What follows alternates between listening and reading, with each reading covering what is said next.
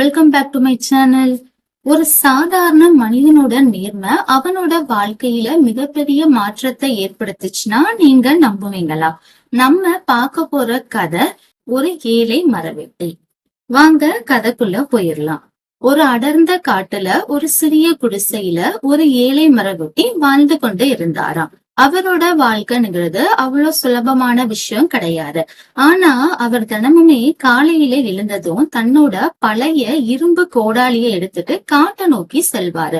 அங்க இருக்கிற மரங்களை வெட்டி அதை விற்ற பணத்துலதான் அவரோட உணவு வாழ்வுன்னு அனைத்துமே இருந்தது.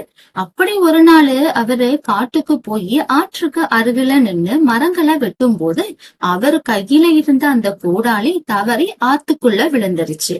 அந்த சமயம் பார்த்து ஆற்றோட ஆழமும் வேகமும் அதிகமா இருந்ததால அவரால அந்த கோடாலிய பிடிக்க முடியல. அவரு ரொம்ப துயரப்பட்டு கரையிலே உட்கார்ந்து ஓன்னு அழவும் ஆரம்பிச்சிட்டாரு.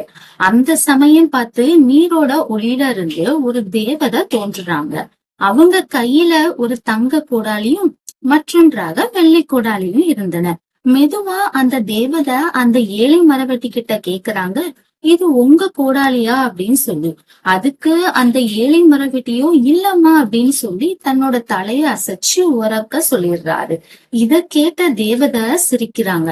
பின்னர் அவள் மூன்றாவது கோடாலி, அவரது பழைய இரும்பு கோடாலியை எடுத்து காட்டினார்.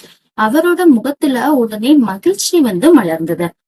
அதுதான் என் கோடாலின்னு உரக்க சொல்லிடுறாரு.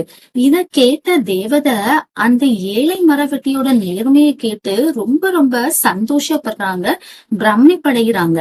இதுக்கு பரிசா தான் கையில இருந்த 3 கோடாலியும் அந்த ஏழை மரவெட்டி கிட்ட கொடுத்துடுறாங்க. ஒரே நாள்ல அந்த மரவெட்டியோட வாழ்க்கைங்கிறது ரொம்ப ரொம்ப பெருசா மாறிடுது. இந்த கதையில இருந்து தெரிஞ்சுக்க வேண்டியது என்ன அப்படின்னா, நேர்மைதான் மனிதனோட மிகப்பெரிய செல்வம்.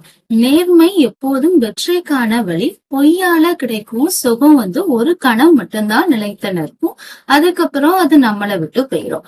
ஆனா உண்மையால கிடைக்கிற அமைதி ஒரு வாழ்நாள் முழுவதுமே நீடிக்கும்.